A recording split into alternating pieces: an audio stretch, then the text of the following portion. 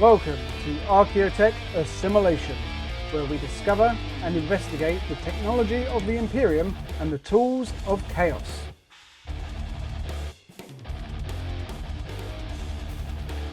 Hello everyone, and welcome to this episode of Archeotech Assimilation. My name is John, and today I'm joined by Shane. Hello. And Glenn. Evening. And we're continuing with our reviews of the Hammer and Bolter anthology series from Warhammer Plus. They made us wait a week, but we're back with an episode. And Shane, I'm glad you're here because it's a very wolfy episode. It is. Very, very pleased to see this one. And this one is called Fangs. And before we sort of get into it, obviously, we'll be going through the story, doing the beats and the characters. So take this as your spoiler warning. And did you guys like this? Yeah, I mean, I don't mind jumping in first, but yeah, I really enjoyed it. It was, I mean, it was a fairly short one, but it was good fun, and I quite liked it. Quite nice to see a bit of detail. So it was, yeah, for me, and also as a Space Force player, it was always nice. So yeah, I enjoyed it thoroughly. Yeah, same here.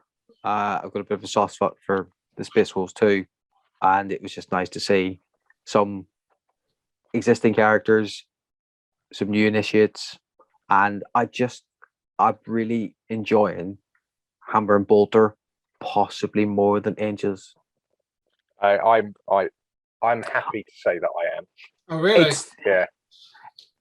It might not be the popular opinion because Angels is sort of held up like, ooh, it's brilliant.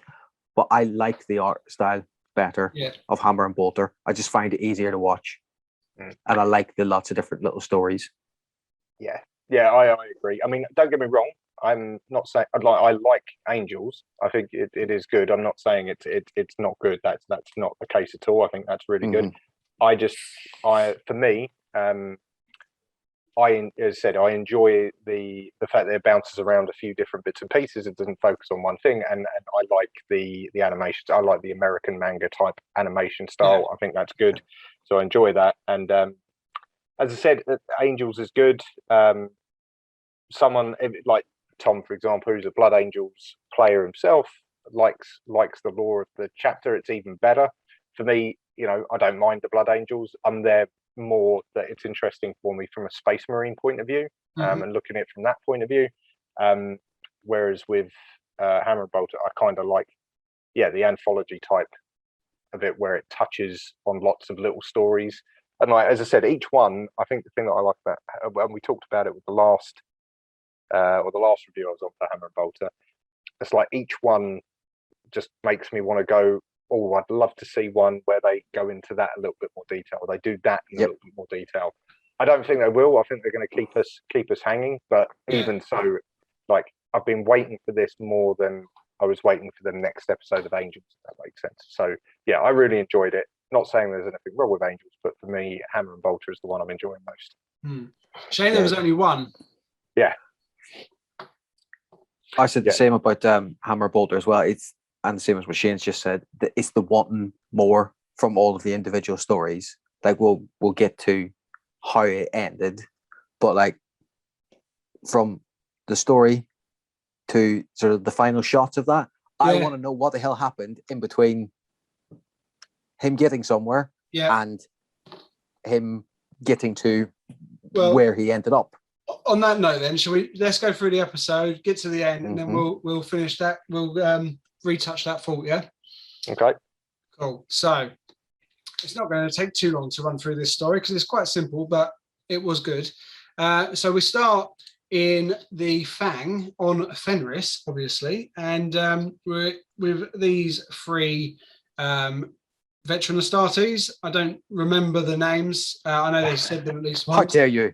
Yeah, unbelievable. One of them, as you've fought against before. No, So you've got Njal, Ulrich the Slayer, and Kron Dragongaze. It took me way too long to realize who that was. Yeah, I have the model sitting on my pen station. Yeah, that's what I mean. When I first saw him, I was like, is it Kron or are they going to be doing like just a generic Wolf Lord? But no, then they said his name, and I think it's written on his pauldron as well. So it was the little K that gave it away on his chest. on the chain. You can just about see it in the picture. I was like, oh, that's Chrome, yeah. Yeah, no, it's a nice touch, because they could have gone, with any number of named characters that you've got in the Space Wolves Legion. But I like the fact they went with Crom. I thought that was a nice touch. I like the way your head snapped up when I went. I don't know who they are. Yeah, well, and unbelievable. Yeah. So, what do you think of how they captured these guys? Happy? Yeah. Yeah. Like everything, because it's the same with like in Angels with Mephisto. And I asked Tom, like, is that how you imagined him? So yeah, sort of same question. Like, is that sort of done them justice for you? Yeah, I mean, I think as far as depiction goes, I thought it was fine. It's okay. Cool. Yeah, as long as they had like vaguely Nordic kind of voices, you weren't going to be that far away, because they are space Vikings at the end of the day. So yeah, cool. So they're sat around the table playing a game. Do you know what the game's called, or is it just generic Space Wolf, Space Marine game? That is just a MacGuffin for the tale itself, cool. I believe. So they're enjoying the storm outside, and they're sort of arguing or chatting about the differences between fate or making their own destinies, and how the two may or may not be intertwined, and sort of laughing at each other's lack of skill at this game. And as you can see on the top corner, they've each got a corner with a number of fangs on it, which they obviously somehow move around the board. We never do learn how this game works, but every time we come back, there's less pieces on the board. And they slowly reveal that they've each picked an aspirant who is out in the wild hunting to collect another fang to bring back. So they can add it to their pieces and win the game. So on to the next slide. I've put the aspirants next, or in the same position as the Astartes they're fighting for. Our fellow on the top, he's hunting a large polar bear, looking for a fang. More in the some caves. The dude on the bottom left is hunting a huge bat-looking gribbly thing, and dude on the right is hunting a big wolf. So they find their quarry, and one by one we follow them as their fates unfold. The first casualty is the bat hunter. He's running through the trees, jumps onto the back of the bat, and sort of stabs it and slashes his stomach open, and he falls to the rocks where he dies. And in turn, we revert back where his Astartes is then eliminated from the game. However, none of them know that the aspirant is dead, sort of lingering on the fate and making our own destiny and their game interlinking. The dude on the right, he finds his wolf and goes axe against claw. They both take a few hits till they fall off of a cliff, breaking through the ice into the water. Little Thousand Suns cameo in there. Yeah, touch on that. Like that. It was a lovely touch. Yeah. And they fight underwater until this guy manages to just spike this wolf's head through a rock, which was really cool. And he breaks the fang out of its mouth, but passes out before he makes it to the surface. And then the third fellow finds his bear in a cave, kills it with a bit of a fight, but quite easily, after sort of stabbing it and smashing its head with a rock, collecting the fang quite proudly. And then an even bigger bear pops up behind him, rips his arm off. He does try and fight back, but he gets smashed into a wall so hard that it collapses and crushes him. And each time one of these guys has died, we've gone back to their master, who's been eliminated from the game, until when they think the game's over, an arm breaks through the ice, and the guy who fought the wolf manages to pull himself through the ice and head back and hand the fang to his master, who then tells him to go get some rest, because tomorrow he will begin the trial of Mordecai. And then we flash forward into the future, and we see that aspirant running head first with some other space wolves into the fray of an orc horde. And that ends the episode. So yeah, pretty good. Yeah, as I said, I thought it was nice that they kind of left you guessing which one was going to come out to a degree, because it could have been the dude in the cave, like, you know, that you see his hand at the end, you're like, oh, is he dead, is he not? But it was the guy in the ice that was the one. I thought that was quite nice.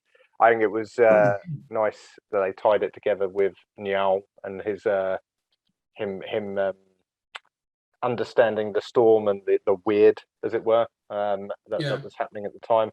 I like the fact they talk about, you know, the trial of Morkai. I think I just, as I said, because I got love for the Space Wolves, it was just nice seeing some of that lore enacted in some very good animation. And so yeah, it was just really enjoyable. And then to see him become a blood claw a bit later on, that was nice as well. Yeah, but they primarisized him. Yeah, but you that know, was the first thing I looked at. Was like, oh, Primaris.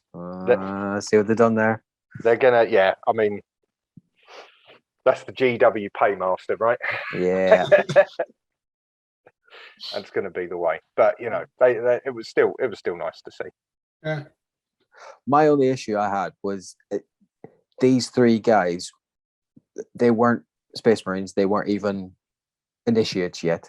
No, they're not neophytes, are they? They haven't got any implants or anything. Yeah, that's what I meant. Sorry. But yet the dude freaking running through the trees, a little bit much. all the rest was just like, yeah, I'm gonna fight this beast with a weapon. That was some ninja shit going through those trees, which was a bit beyond what I think a mere mortal could do. But aside from that, yeah, it was really good. Well, they're from space, so they're a little bit tougher, aren't they? They must have some running sort of through trees, defeating gravity tougher. I mean, expect the unexpected. There's a lot of crazy crap going on in this universe, isn't there? I think you just got to let it go. Like I said, I like the Thousand Sun helmet in the bottom of the lake. I thought it was a good touch.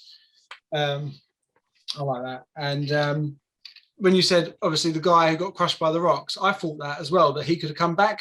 So I went back and watched it. And if you sort of pause it, you see a rock go through his head. Oh, right. Okay. Might take him out. Because I thought it was, for a minute, the first time I watched it, I wasn't paying attention until I went back and obviously made this. So I was like, oh, was it the rock dude who came back? Because he only lost a hand. And then I was like, oh, no. He went the way of the wolf. He's definitely dead. Yeah, he's definitely dead. Yeah. Yeah. So I like the animation. I like the anime style as well. It was good. So probably another decent episode. I'm looking forward to the next one. I don't know where they're going to go with it. Yeah, I'm just interested to see what story they're going to tell next, because I kind of like the way that they're, as I said, the sizzle reel that they did as part of the mid-season thing indicates that I don't think they're going to pick up any of the other stuff that they've shown us already. I think we're just going to see like little independent stories, which is fine. I quite like that approach. Obviously, it makes me want more, but each one's quite entertaining. If you haven't watched it, go and watch it. Yeah. So usual, where to find us and how to support us, list of various bits and pieces. I will list through them all, but typically I'm going to be saying search Iron and Ceramite, just add in platform. So that would be the case for Instagram. And obviously, if you use the hashtag Iron and Ceramite, we will promote you on Insta stories.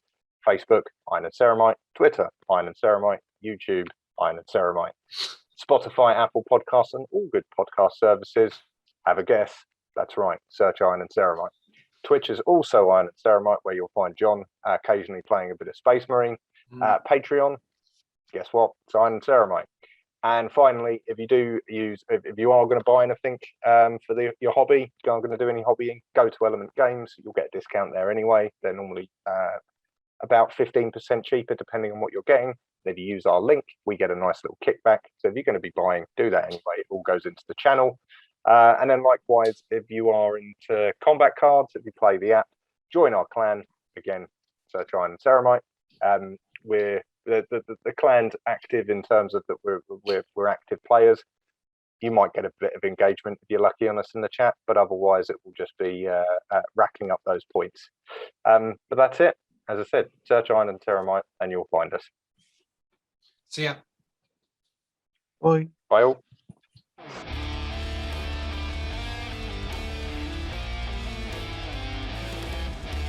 As always, we would like to thank you for listening to our Iron and Ceramite podcast. If you liked us, then you can also find us on YouTube, Facebook, Instagram, and any other good podcast services. Just remember, in the grim darkness of the far future, there is only war.